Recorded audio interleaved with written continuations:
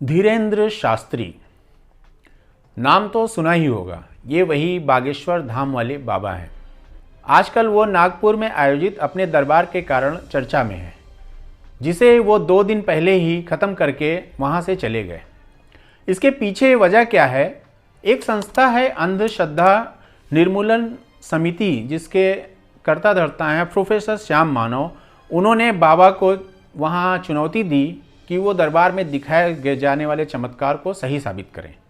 बाबा ने उनकी चुनौती स्वीकार करने की जगह वहाँ से जाना मुनासिब समझा, जिसके कारण अंधश्रद्धा निर्मूलन समिति ने उनके ऊपर एफआईआर करवा दिया। मन की बात जान लेने का और उसको भुनाने का बाबा लोगों का ये खेल सदियों पुराना है।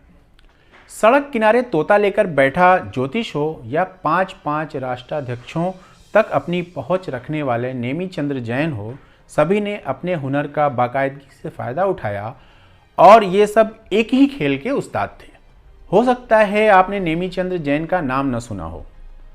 ये वही वर्ल्ड फेमस बाबा है जो चंद्रा स्वामी के नाम से प्रसिद्ध था। ये नाम सुनते ही आपने तुरंत उसको पहचान लिया होगा। तांत्रिक चंद्रा स्वामी, जो एक समय भारत की सत्ता के गलियारों में बहुत ही चर्चित नाम था, यहाँ तक कि उसने राम जन्मभूमि बाबरी मस्जिद विवाद के बीच मध्यस्थता भी की थी, वो भी केंद्र सरकार के कहने पर। तो आज हम बात करेंगे धीरेन्द्र शास्त्री के बाने, भारत के सबसे प्रभावशाली तांत्रिक गुरु चंद्रा स्वामी की, जो कि भारत के 2 प्रधानमंत्रियों का गुरु था। इसके अलावा वो कई मुल्कों के प्रमुखों तक भी गहरी पैठ रखता था, जिनमें ऐसे ऐसे नाम हैं कि उनको सुनकर आपके कान यकीन करने से इनकार कर देंगे। ये नाम है पूर्व प्रधानमंत्री पीवी नरसिम्हा राव और उस समय युवा तुर्क कहे जाने वाले, जो भारत के प्रधानमंत्री भी बने, स्वर्गीय चंद्रशेखर का। ब्रिटेन की प्रधानमंत्री मार्गरेट थैचर, जिन्हें आयरन लेडी भी कहा जाता था, ब्रुनेई के सुल्तान, बहरीन के शेख और कुख्यात हथियार सौदागर अदनान खगोशी भी इस लिस्ट में शामिल है। और इतना चमत्कारिक आदमी एक दिन मल्टी आर्गन फेल्योर से एक अस्पताल के बिस्तर पे गुमनामी की मौत मर गया। तो कौन था ये चंद्रा स्वामी? क्या था उसका आभामंडल और कैसे वो इतने बड़े बड़े लोगों के बीच में पहुंचा और उनको अपना मुरीद बना लिया? आइए जानते हैं। 29 अक्टूबर सन 1949 में चंद्रा स्वामी का जन्म राजस्थान के एक आम से जैन परिवार में हुआ। बचपन का नाम नेमीचंद जैन था। पिता धर्मचंद जैन थे, जो छोटे मोटे व्यापारी थे और सूद पर लोगों को पैसे दिया करते थे। वरिष्ठ पत्रकार राम बहादुर बताते हैं कि सिद्धेश्वर प्रसाद बिहार से 1962 में लोकसभा का चुनाव जीतकर आए थे। वे जमीनी नेता थे। 1965-66 के दरमियान उनके सर्वेंट क्वार्टर में 2 लड़के रहा करते थे, जिनमें एक थे चतुर्भुज गौतम, जो बाद में चंद्रशेखर के निजी सचिव बने, और दूसरे थे नेमीचंद्र जैन, यानी यही मशहूर तांत्रिक चंद्रा स्वामी।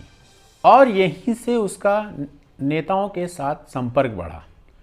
वर्ष 1991 में जब पीवी नरसिम्हा राव प्रधानमंत्री बने, तब चंद्रा स्वामी ने दिल्ली के कुतुब इंस्टीट्यूशनल एरिया में विश्व धर्मायतन सनातन के नाम से एक आश्रम बनवाया, जिसके लिए उसको भूमि इंदिरा गांधी के द्वारा आवंटित की गई थी। पीवी नरसिम्हा राव का जमाना चंद्रा स्वामी का स्वर्णकाल कहा जाता है। पीवी नरसिम्हा राव 1971 से 73 के बीच आंध्र प्रदेश के मुख्यमंत्री हुआ करते थे। चंद्रा स्वामी की नज़दीकियां तभी नरसिम्हा राव से ज़्यादा बढ़ी और जब पीवी नरसिम्हा राव प्रधानमंत्री बने तो स्वामी जी का जलवा कायम रहा, जो चंद्रशेखर जी के काल तक चलता रहा। पूर्व प्रधानमंत्री स्वर्गीय चंद्रशेखर चंद्रा स्वामी को अपना गुरु मानते थे। कहा जाता है कि चंद्रा स्वामी के ही कहने पर चंद्रशेखर ने कभी किसी भी सरकार में कोई भी मंत्री पद स्वीकार नहीं किया, क्योंकि चंद्रा स्वामी ने उनसे कहा था कि वो एक दिन भारत के प्रधानमंत्री बनेंगे और उसके पहले उन्हें कोई पद नहीं लेना है। और ये सच भी साबित हुआ जब चंद्रशेखर भारत के प्रधानमंत्री बने। ये और बात है कि वो कुछ महीनों तक ही भारत के प्रधानमंत्री रहे। चंद्रा स्वामी के संपर्कों की कहानी ऐसे ही चलती है। पीछे जाते हैं तो देखते हैं कि इंदिरा गांधी के प्रधानमंत्री काल में चंद्रा स्वामी ब्रिटेन गए। तब कि वहाँ विपक्ष की नेता मार्गरेट थैचर से मिलने का उन्होंने जुगाड़ लगा लिया और मिलने के बाद अपने आभा मंडल से उनको इतना प्रभावित किया कि वो उनकी मुरीद हो गई।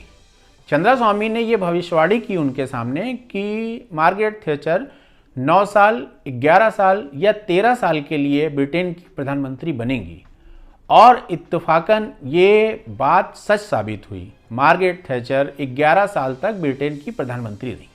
उस दौरान देखने में आता है कि आश्चर्यजनक रूप से चंद्रास्वामी विश्व पटल पर बड़े बड़े नेताओं के साथ अपनी मौजूदगी दर्ज कराते हुए पाए जाते हैं और ये ज़्यादातर नेता सिर्फ उनके साथ उपस्थित ही नहीं बल्कि वो उससे गहरे प्रभावित भी हैं। प्रसिद्ध इतिहासकार पैट्रिक फ्रेंच ने इंडिया ए पोर्ट्रेट में चंद्रास्वामी के बारे में लिखा है कि वो कोई सभ्य आदमी तो नहीं थे, लेकिन दूसरों के दिमाग को जीतने का हुनर उनको आता था।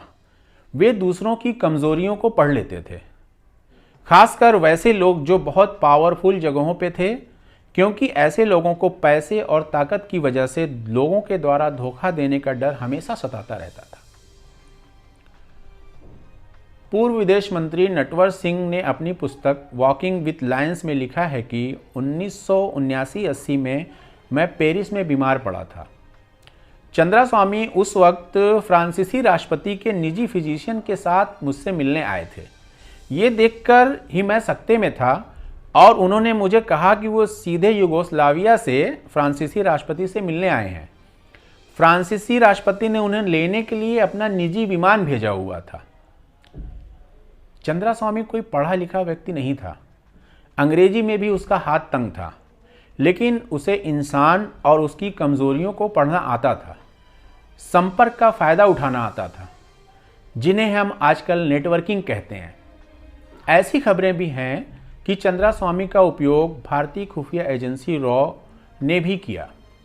यही वजह रही कि विश्व के बड़े और महत्वपूर्ण लोगों तक उसकी पहुंच आसान दिखाई देती है।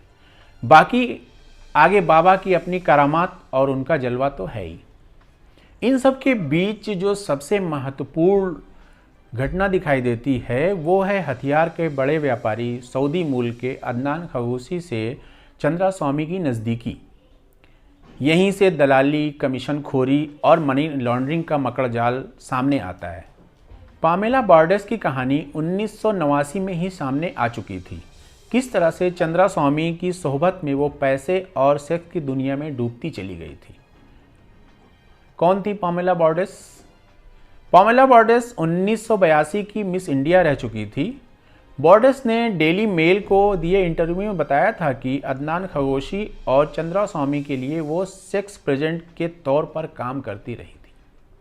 बाद में चंद्रास्वामी के सारे पाप खुलने लगे, उस पर धोखाधड़ी के केस हुए, जेल जाना पड़ा। पूर्व प्रधानमंत्री राजीव गांधी की हत्या में शामिल होने का आरोप जैन आयोग के द्वारा उसके ऊपर लगाया गया और फिर एक दिन ये मशहूर और विवादास्पद व्यक्ति 66 साल की उम्र में 23 मई 2017 को गुमनामी की मौत मर गया।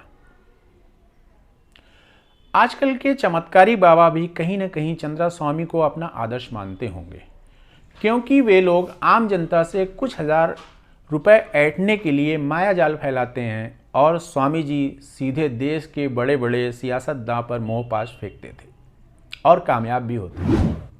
बस ऐसी ही कहानी है गली से लेकर शीर्ष पर बैठे तमाम बाबाओं की। तरीका एक ही है, डर का व्यापार, व्यक्ति को पढ़ने की कला।